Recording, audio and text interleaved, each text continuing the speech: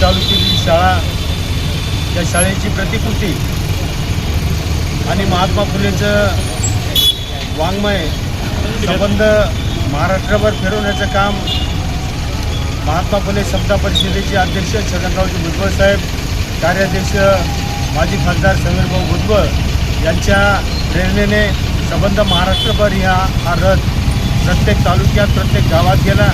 जनजागृती व्हावी, महात्मा फुलेंनी त्या काळात केलेलं काम हे संबंध महाराष्ट्राला माहिती व्हावी आणि क्रांतीसूर्य महात्मा ज्योतिबा फुले यांची 20 शताब्दी जयंती म्हणजे त्यांच्या 200 वर्षे पूर्ण झाल्यामुळे त्यांची जयंती महाराष्ट्र शासनाने सुद्धा साजरी करण्याचं ठरवलं.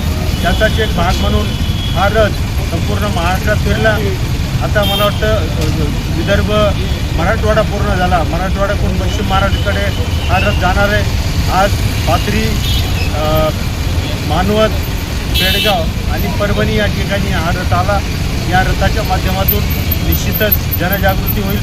महात्मा फुलेंनी केलेलं काम, आदरणीय शाहू महाराजांनी केलेलं काम, डॉक्टर बाबासाहेब आंबेडकर या सगळ्यांचा इतिहास या जनतेपर्यंत पोहोचावा हा उद्देश माननीय छगनरावजी भुजबळांच्या प्रेरणेतून